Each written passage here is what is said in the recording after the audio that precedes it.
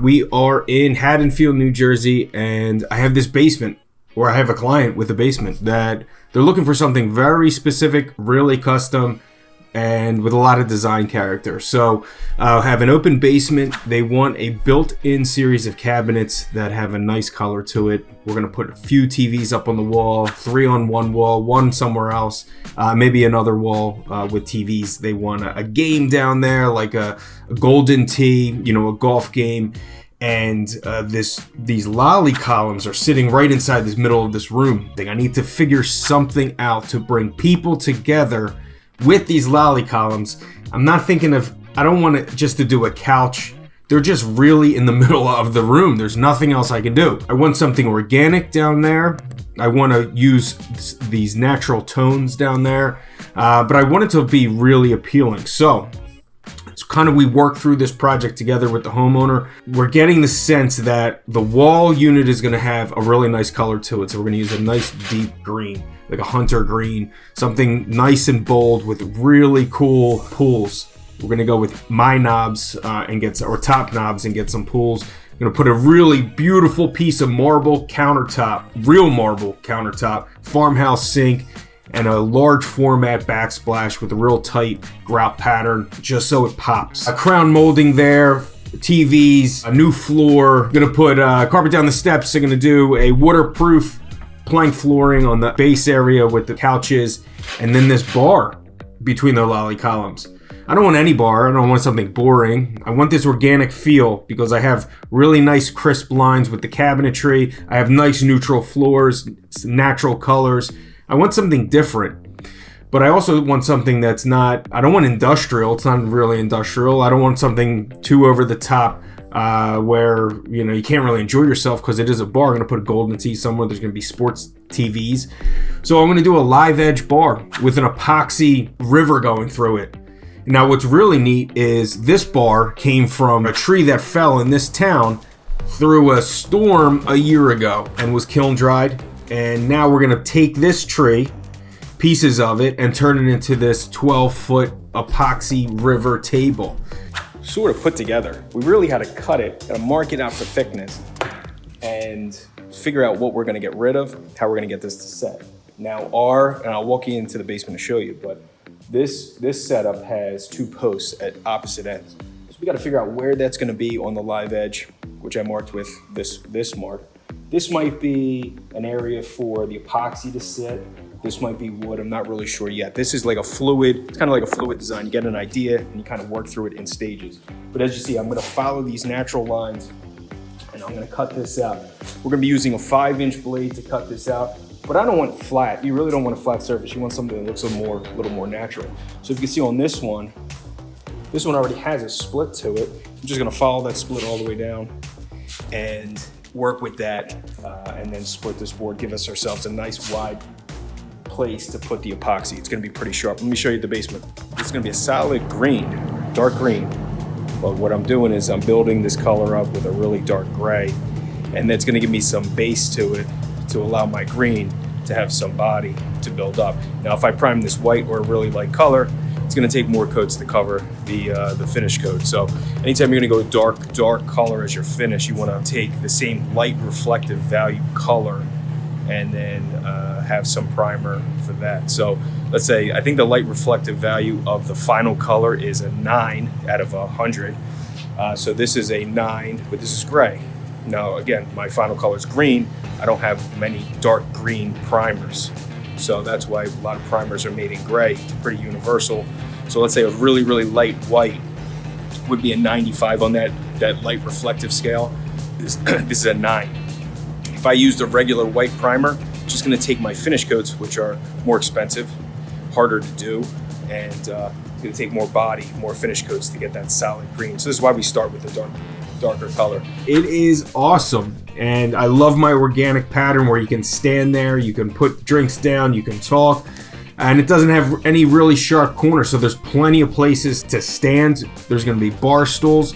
And something that I think people often overlook is, where do you put your feet when you have a high table with a seat, or when you're standing? So we're using steel tubes. Now this is a structural steel, so it's 3/16 or it's a 1/4 inch tubes.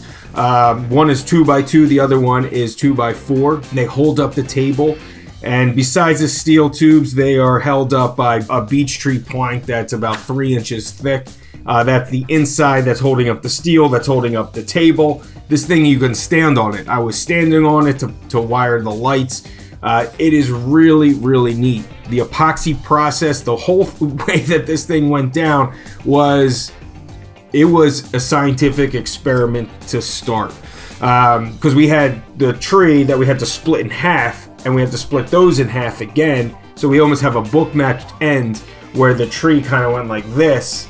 So I could have a nice big broad shape on the ends that cover the lolly columns, and then a place where my epoxy can run. Now this is 2 inches of epoxy, and I tinted it. It's a gray, it's a graphite, there's some black, there's some white in there, and it's really cool. It's a nice masculine color, it looks real sharp. And I did a really dark edge on some of the areas, almost like an eyeliner. So I poured black epoxy over the edges, and then I sanded that back on the top. Then I poured the lighter graphite gray epoxy, and it almost has an eyeliner edge to it. It's real neat. Some of the pieces had a nice split to it. They were naturally there. Some we split that weren't there. But the ones that were split, we filled those with epoxy, and now it has a really cool look to it. As you can see, some of the epoxy pours over the edge, and you could see it all the way through, top to bottom. The hardest part of this was the loss of epoxy while we were pouring it. Because we have 4 pieces of a tree that have no bottom to it, we had to make a false bottom. We wrapped it in house wrap.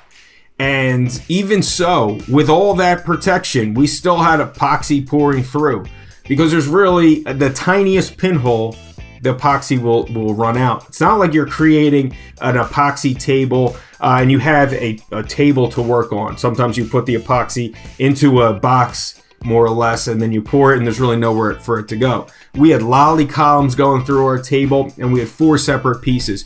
So in it itself, the project itself, pouring the epoxy was so much harder than doing anything else there. Building the cabinets, designing the cabinets, spraying the cabinets had nothing compared to pouring the epoxy.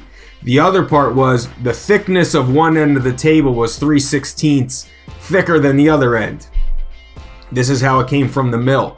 Probably should have calculated that into the amount of sanding I would have to do on site. Now, typically when you get large piece of lumber from the mill, you could run it through a big table planer 3 feet wide. But we couldn't do that because we had to build this and finish this inside, downstairs, around a staircase that was 4 steps down, 6 steps down. There was no way to get this table, this size, 12 feet by 3 feet, down there finished. So we were limited with the amount of tools we could bring down, the size of them, the equipment, and everything we were doing by hand. So instead of using a table planer or a table sander that would have done this in 45 minutes, this took 30 hours to sand down. Because I had 3/16 of table to sand down, of hardwood plus epoxy plus pouring, because you have to over pour epoxy and then you sand it down. It was really complicated. Well, it was really intense. But the results speak for themselves. Look how cool this table came out. The finish on it is fantastic. The organic edges, I love it. Something that I will always remember. The homeowner and I, this isn't our first project together. This probably isn't going to be our last project together, but it's really fun to work with, really with anybody that has the ability to allow you to design or help design something that may not be in the ordinary, something that is a stretch, but something that when you take your creative license is going to raise the bar, raise the value of the house, and also raise the bar in a design sense. This was a very fun project. It took a lot of time, a lot of effort, a lot of hindsight, because these things they're constantly evolving. You get an idea, you try it, and because again, we were really handcuffed to using tools that had to mobilize. We were handcuffed in the approach that we had to use. Time was definitely not in our favor, but everything else was. It was fun, and the results are fantastic. Everybody loves it, and I can't wait to do the next one. So here it is. This is the epoxy table and set of cabinets in Haddonfield, New Jersey. This is the coolest basement now in town.